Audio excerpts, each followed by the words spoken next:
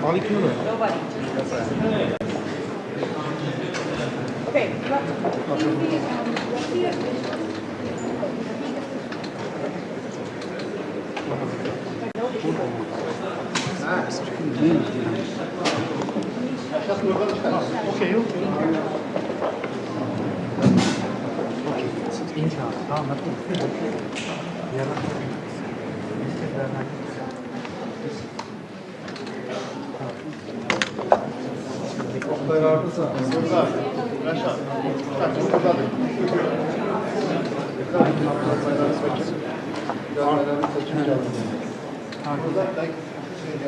Нельзя, я сам, да?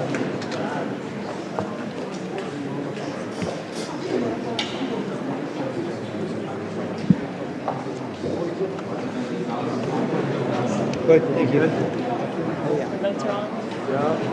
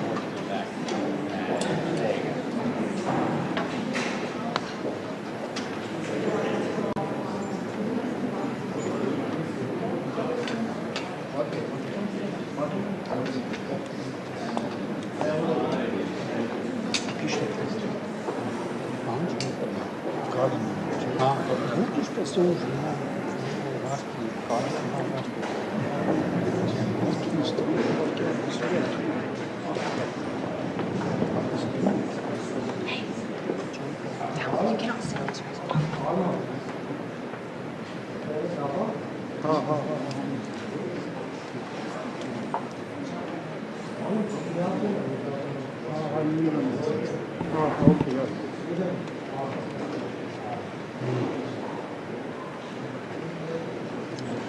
Česká.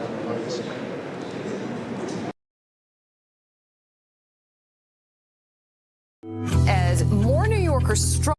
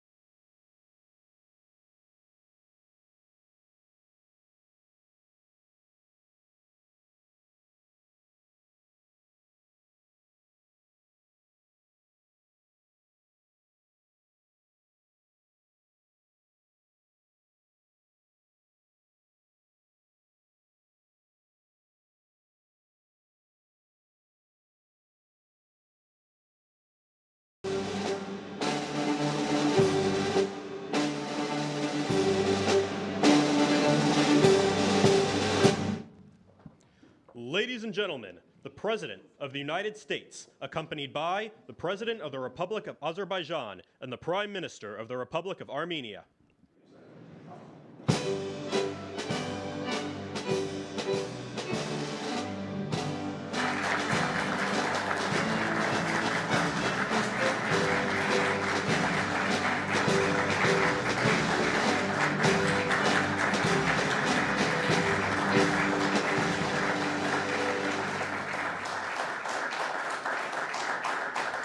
Thank you very much. Thank you very much.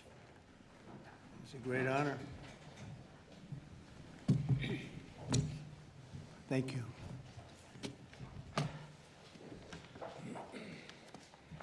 It's a long time, 35 years.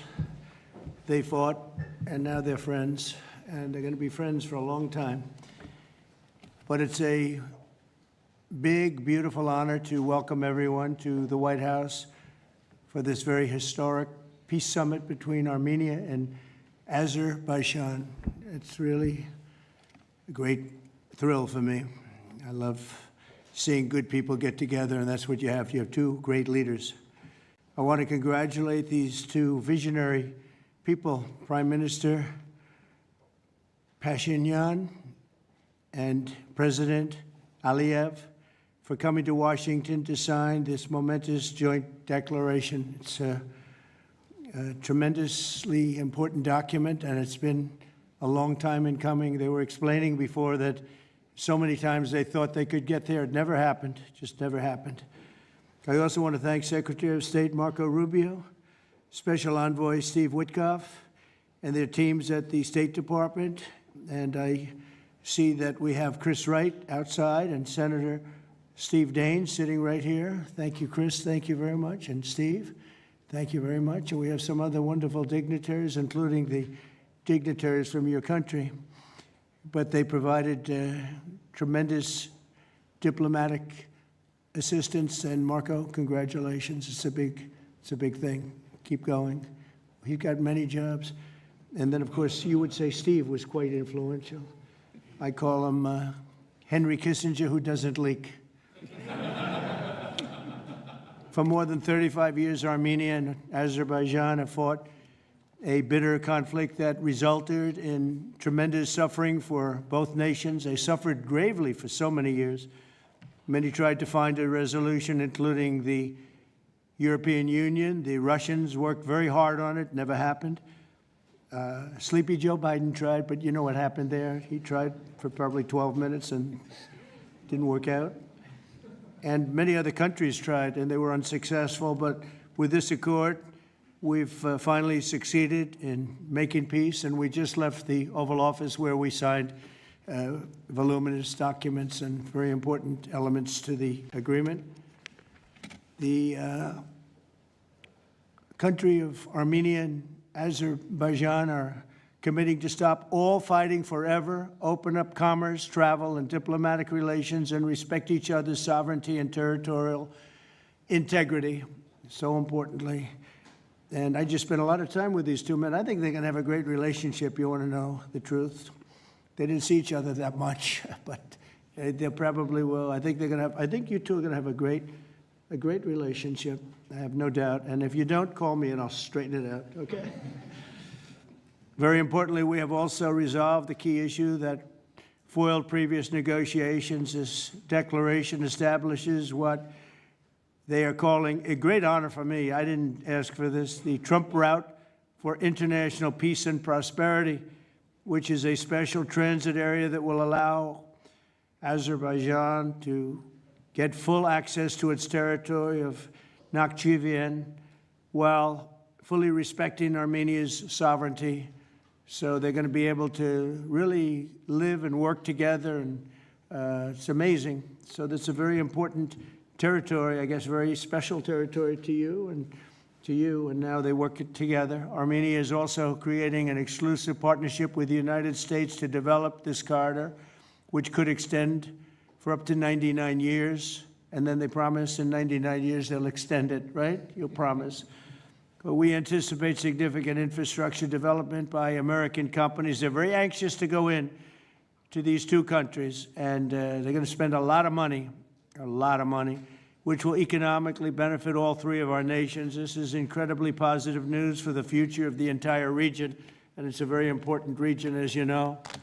Additionally, the U.S. is signing a bilateral agreement with both countries to expand cooperation in energy, trade, and technology, including AI. And in terms of energy, Chris is here representing our country, and there's nobody better than Chris Wright.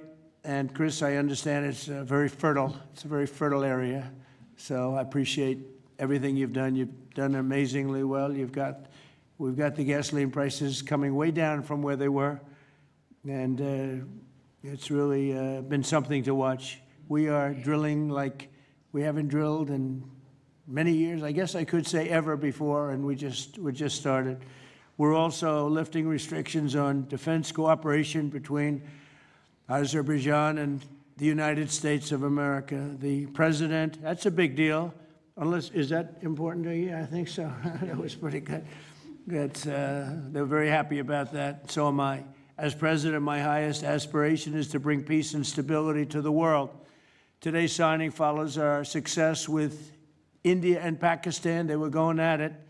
They were going at it big, and they were two great leaders that came together just prior to what would have been a tremendous conflict, as you know, a nuclear conflict probably. Also the Congo and Rwanda. Now, that was one which was going on for 31 years. You have them beat. 35 years, you had them beat.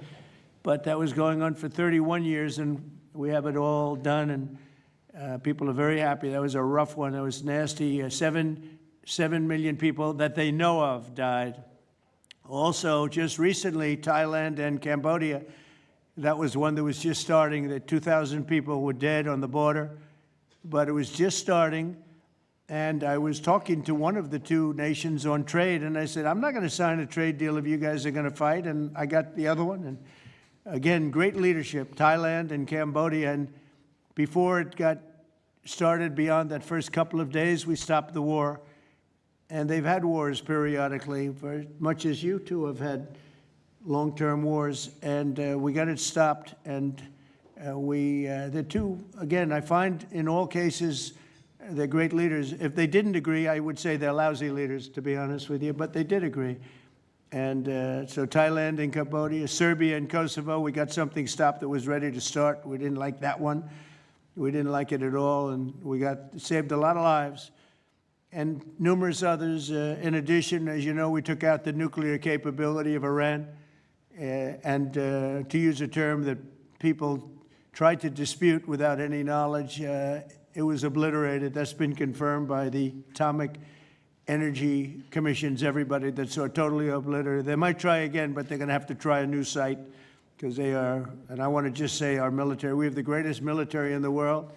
We have the greatest equipment and military manufacturing anywhere in the world, nobody even close. And that sort of proved it. So getting rid of that threat from the Middle East was very big. And I think a lot of people are going to be joining right now the Abraham Accords. It's going to be very important. So hopefully we're going to have many more successes. I hope we're not going to have too many more in this field because hopefully we're not going to be seeing too many more wars. But I came in and this whole world was on fire. All these things were sort of happening. We've only been here for 6 months.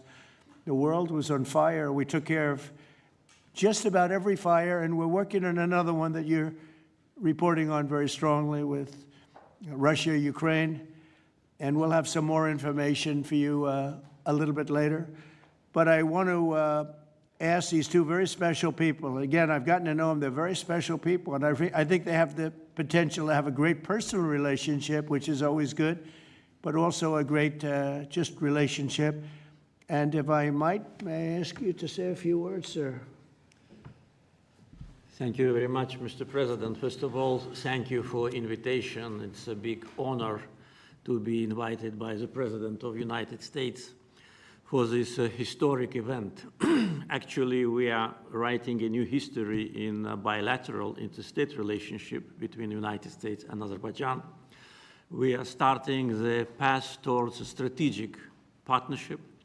The Charter on Strategic Partnership will be elaborated within several months, and that is a historic achievement for Azerbaijan, because to be in the format of strategic partnership with the greatest country of the world is a great opportunity and also a very big responsibility.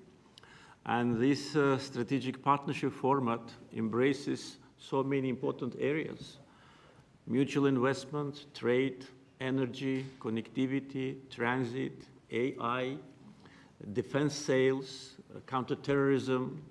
So all these areas where we had and hopefully will have very active cooperation in the future. So it opens a lot of opportunities for Azerbaijan to continue its path of development, to diversify its economy, to keep unemployment low as it is today, and to look to the future with great optimism.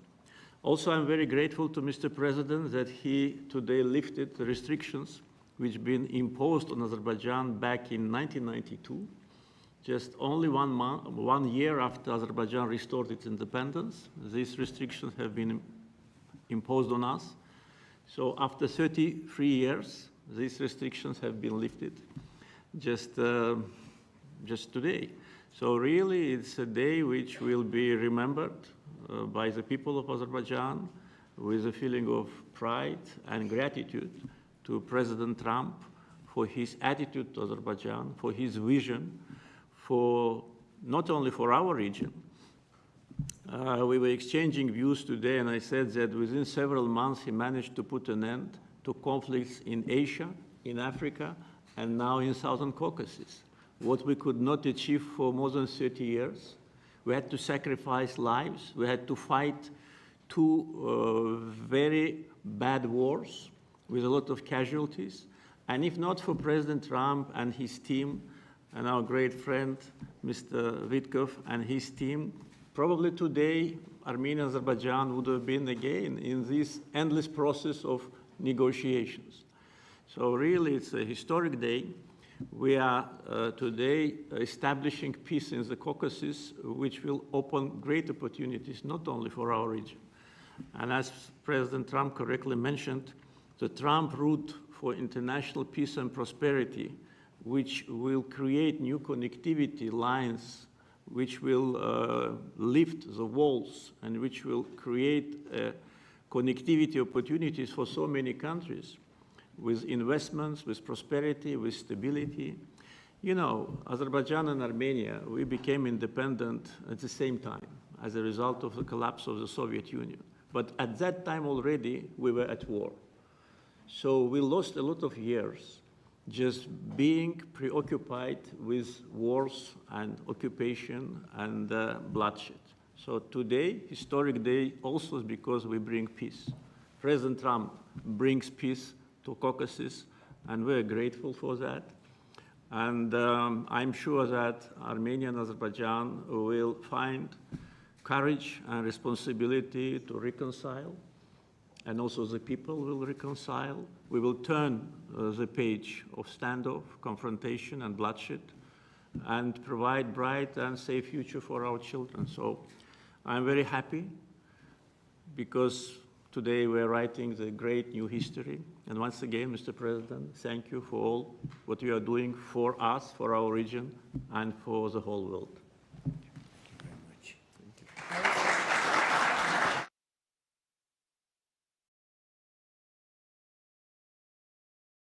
Great leaders. How long have you been in the leadership position? 22 years. 22 years. Yeah. That's pretty good. That means he's tough and smart. And it's an amazing part of the world. Congratulations. Thank What you. a great honor to be involved. Thank you very much. Please. Thank you, Mr. President, ladies and gentlemen. Today we have reached a significant milestone in Armenia-Azerbaijani relations. We're laying a foundation to write a better story than the one we had in the past. This breakthrough would be simply not have been possible without President Trump's personal engagement and his resolute commitment to peace in our region. The initiating of peace agreement will pave the way to end the decades of conflict between our countries and open a new era based on the full respect for the sovereignty and territorial integrity of each other. Today's declarations, which President Trump personally will sign as well as witness, gives confidence and assurance that we are opening a chapter of peace, prosperity, security, and economic cooperation in the South Caucasus. In this context, allow me to highlight the agreement on opening transport communications in the region based on the principles of sovereignty, territorial integrity, and jurisdiction. I'm particularly thrilled that together with the US, Armenia will work to bring to life the Trump Road for Peace and Prosperity, a connectivity project that will unlock the entire region. TRIP will unlock strategic economic opportunities that will create long-term benefits. It will promote infrastructure investment, enhance regional connectivity, and strengthen strengthen U.S. leadership as a champion of conflict resolution. I want to thank President Trump and his team for brokering this game-changing outcome between Armenia and Azerbaijan. This is a great deal we've achieved today. This is a success for our countries and for our region, and a success for the world, because a more peaceful region means a safer world. This is peace through strength in a neutral. Mr. President, today's great achievement is yet another testimony to your global leadership and your legacy as a statesman and a peacemaker on the world stage. Bringing peace required vision, political courage, and determination. But what is most important is that it requires faith in the cause. As it is said in the Holy Bible, blessed are the peacemakers, for they will be called children of God. May God enlighten this way. Thank you, and my congratulations to all of us, President Aliyev, to you, to all of us, colleagues from Azerbaijan, Armenia, United States, and all the people of our region, all the people of our countries, and my congratulations to the world, because, as I said, it will definitely make world a better place. Thank you.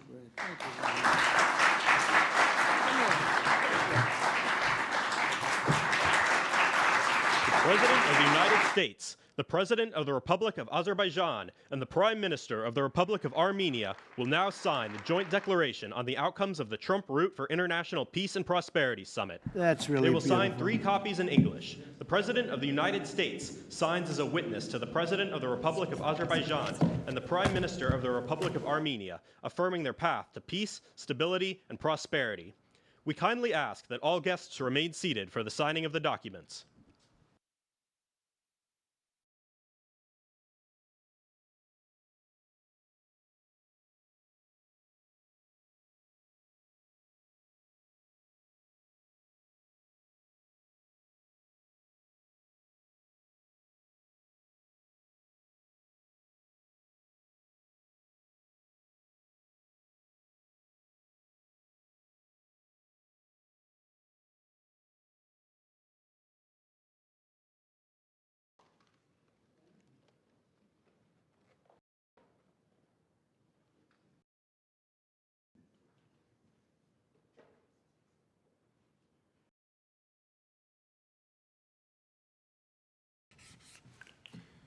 That is so great, and we'll hold up, how about holding up that document, all right?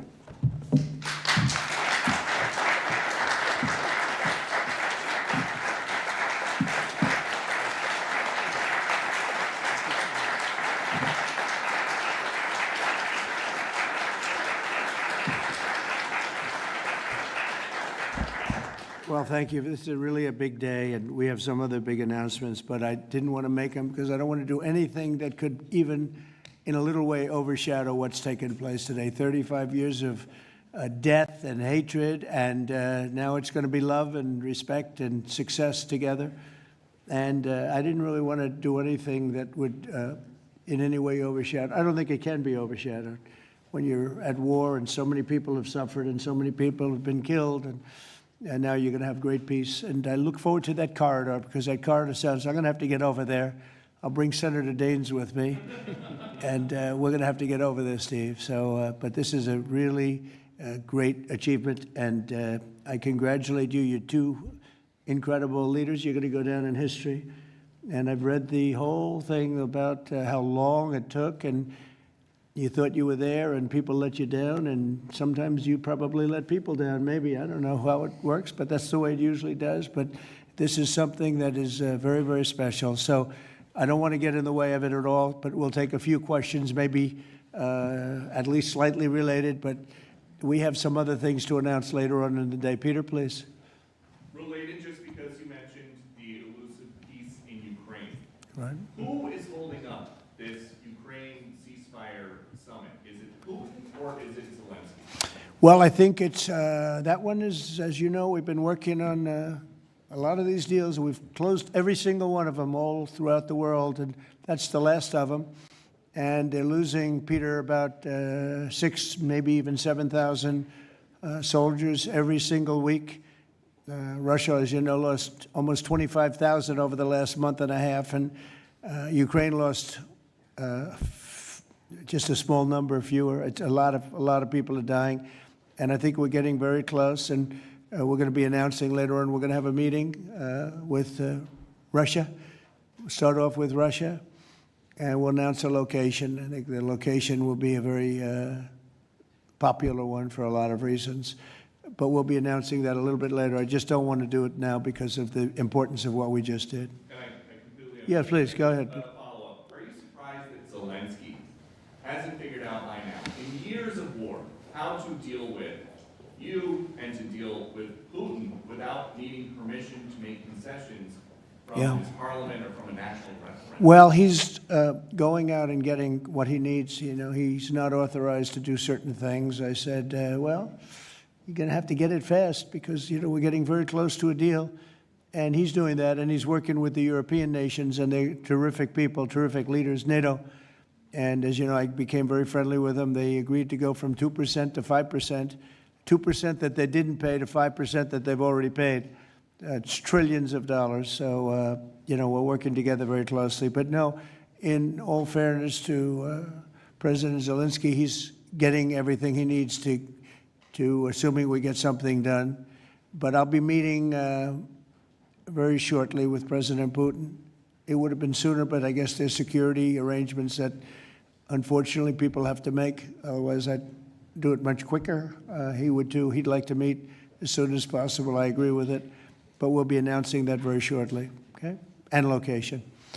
Yeah, please.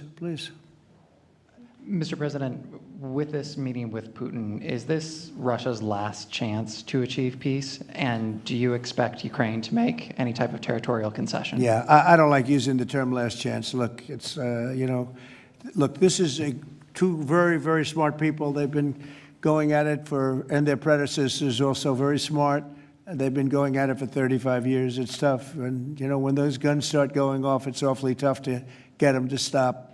It really does. It's a war that should have never happened. It would have never happened if I were president. There was no reason for it. So many people are killed, so much cultural destruction. You look at those magnificent towers, the most beautiful in the world. You know, the spires were considered the most beautiful in the world. They're all in a million pieces, laying on the ground, all obliterated, knocked into a million pieces. So sad. But millions of people have died. And very, very much set in their ways. A lot of people were set in their ways, but I think we're getting close. I mean, this was not my war. This was Biden's war. But the European Union has been great. As you know, they're purchasing equipment from us. They have a lot of money, and they're spending a lot of money on buying equipment. We're not spending money, but we are supplying them equipment. They're paying for it. And I think, you know, I think that a lot of things happened recently that would make this go forward. I'm not going to mention anything having to do with India, but maybe that had an impact. But what really had an impact was NATO has stepped up in terms of their spending on buying military equipment. You know, we're in for probably through Biden and his people, $350 billion. $350 billion. When they hear these numbers, you're saying that's a lot of money. $350 billion the United States has spent on that. It should have spent nothing because it should have never happened. It would have never happened. And Europe is in for over $100 billion, which is, it should be the opposite if we were in for anything, but it should be the opposite. And I will say that Europe wants to see peace. The European leaders want to see peace. President Putin, I believe, wants to see peace, and Zelensky wants to see peace. Now, President Zelensky has to get all of his everything he needs because he's going to have to get ready to sign something, and I think he is working hard to get that done. Will Zelensky have to give up territory, Mr. President?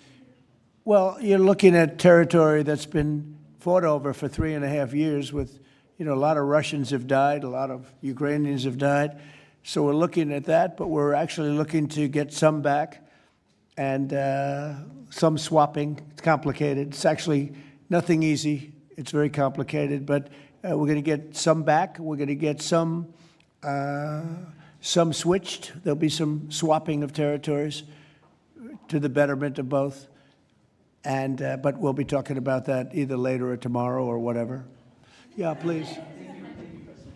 Say it. If I could ask a question of your guests and also of you. Yeah.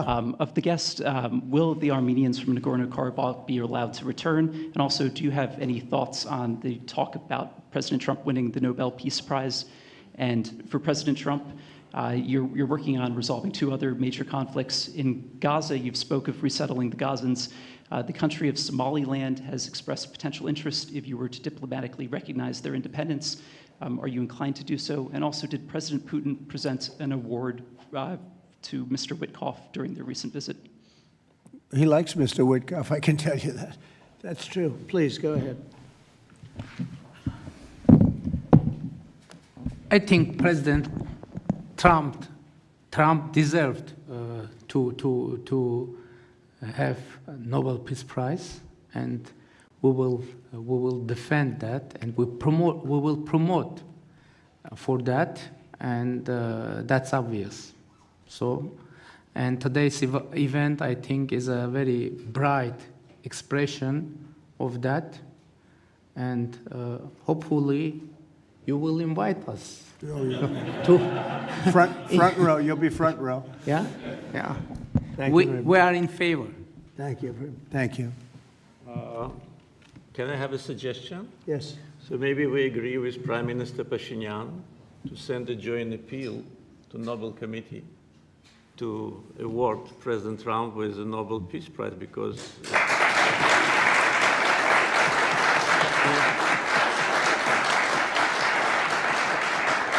from the leaders of the countries which were at war for more than 3 decades, having this historic signature here, it really means a lot. This is tangible result of President Trump's leadership, and no one could have achieved that. There have been many presidents here since beginning of 90s, and the so-called Minsk process, which, by the way, today we put an end to with my Armenian colleague, started in 1992. So negotiation under the auspices of OSCE continued for more than 3 decades without any result. So who, if not President Trump, deserves the Nobel Peace Prize? I don't want to go into the history of some very strange decisions of the Nobel Peace Committee to award the prize for someone who didn't do anything at all.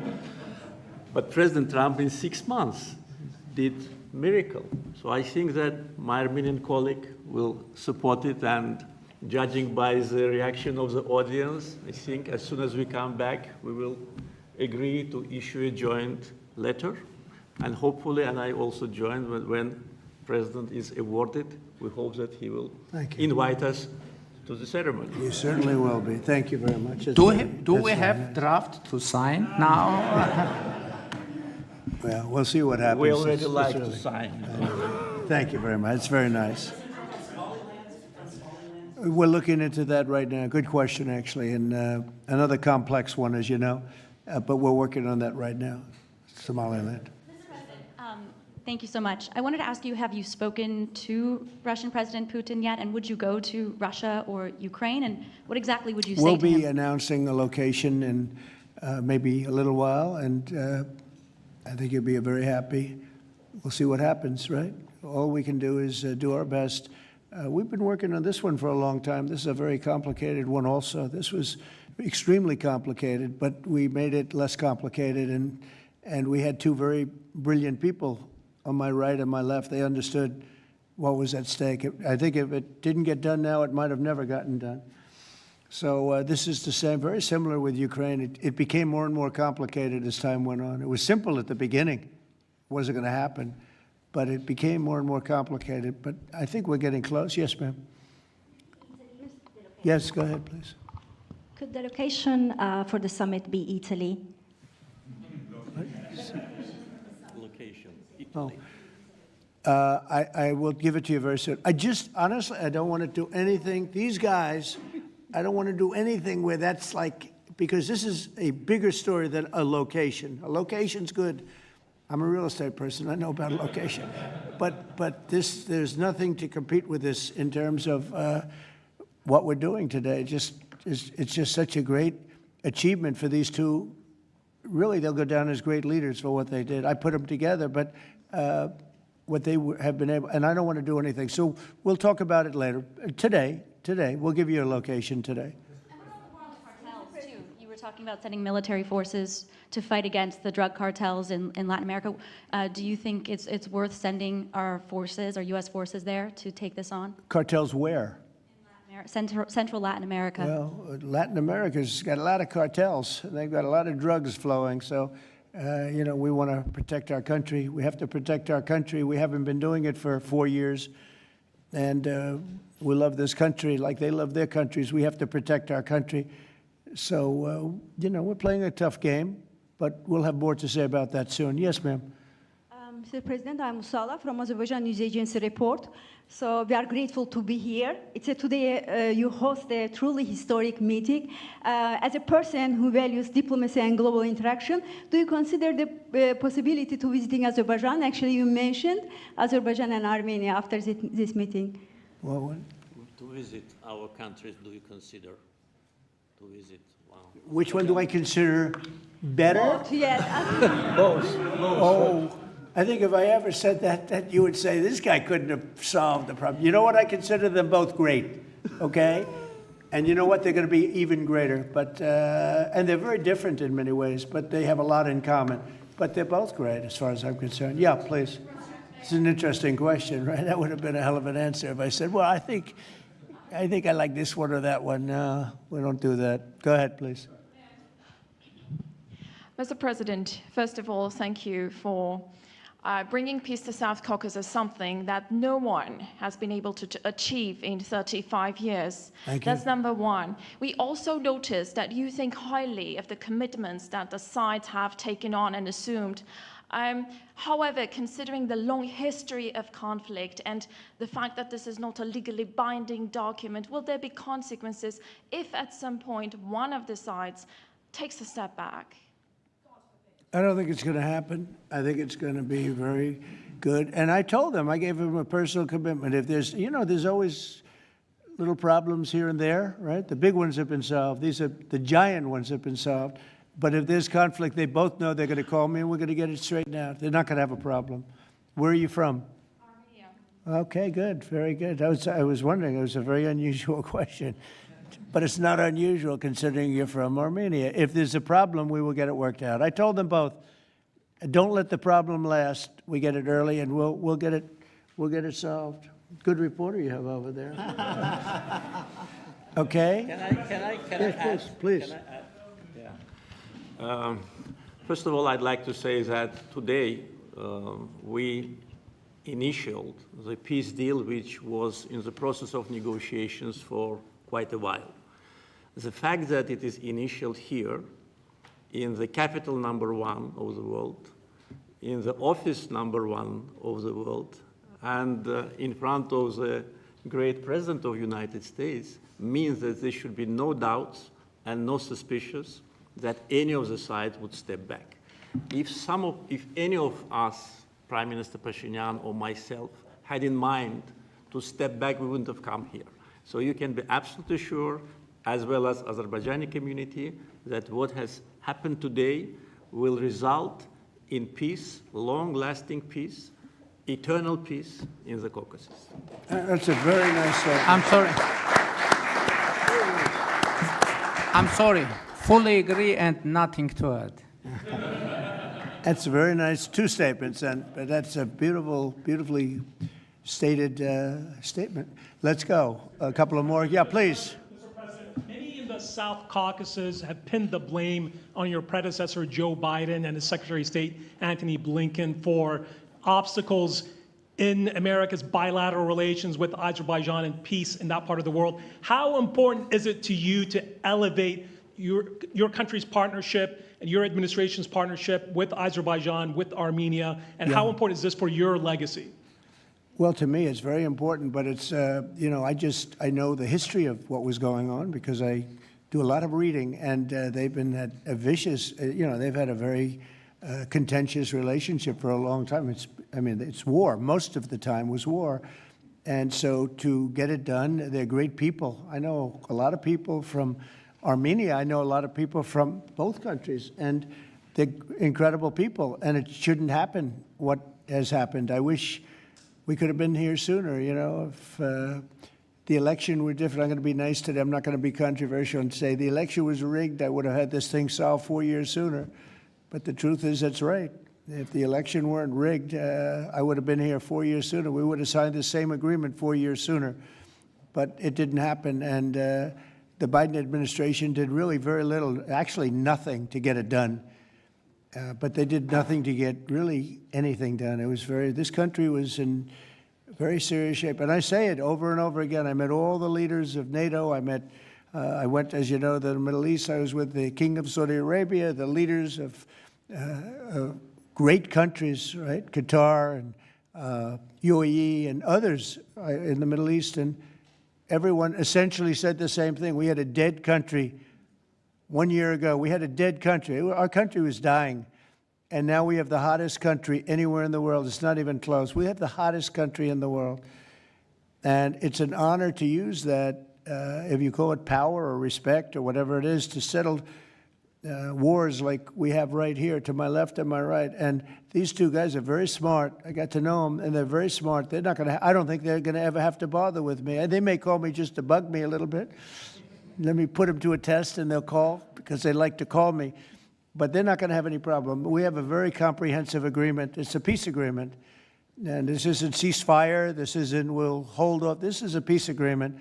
And they're going to end up doing a lot of business with each other. They're going to do a lot of business with the United States. And I'm going to always remember, at least during the time that I'm here, I'm going to remember how smart they were, how good they were. And when it comes to trade and other things, we're going to always go 100% out. We'll go out of our way to make sure it comes out good for them. They did an amazingly good thing and a very brave thing. It's a very complicated part of the world they come from, very tough part of the world. It's a tough, but smart part of the world, smart, tough people, and great wealth, great energy wealth. I was talking to Chris, and you were saying in terms of wealth, it's enormous wealth.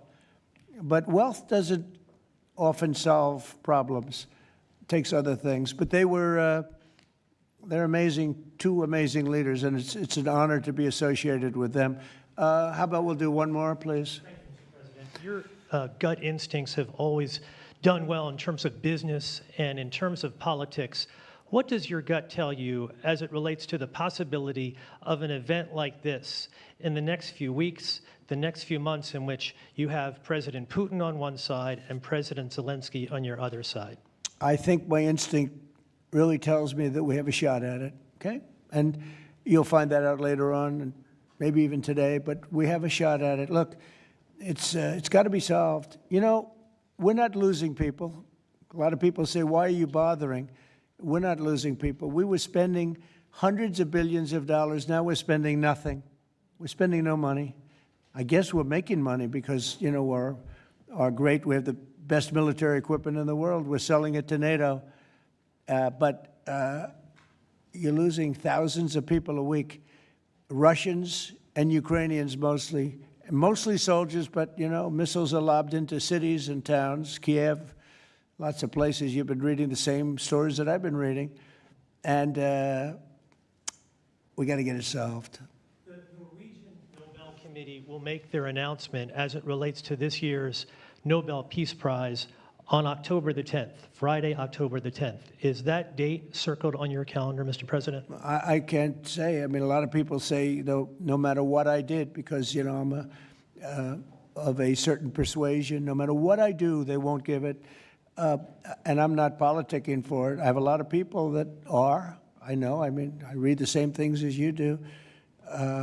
But it would be a great honor, certainly. But I would never politic. I'm not doing it for that. I'm doing it because of, I really, number one, I want to save lives. That's why I'm involved so much with Ukraine and Russia. It's saving lives of Russians and Ukrainians. It's not American lives. Now, I would say this, that war could have escalated in something much better. That could have been a world war. I think if we didn't come, Ukraine-Russia would have ended up being a world war.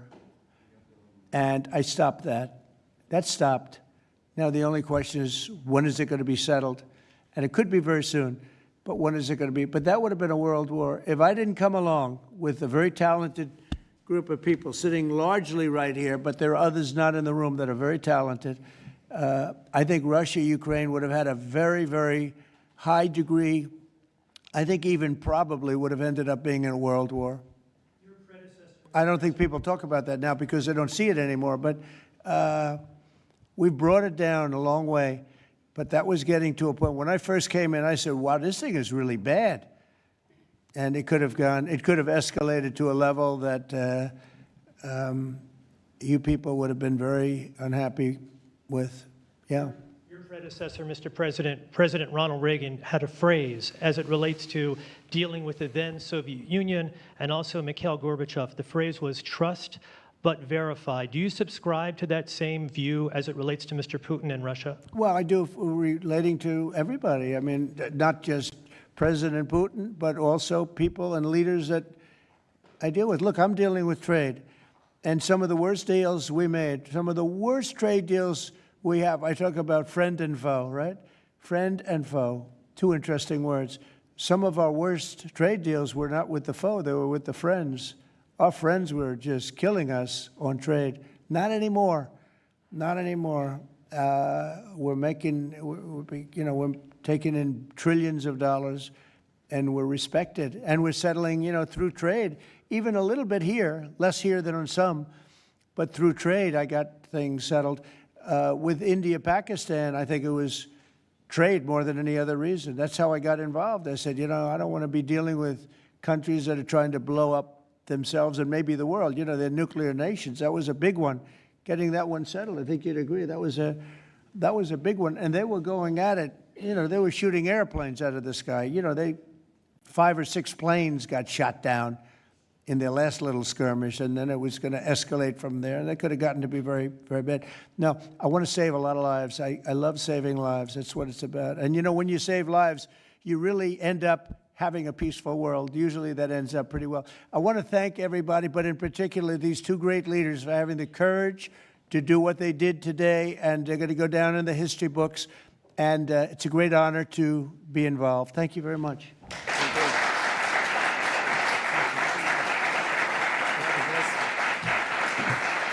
Thank you.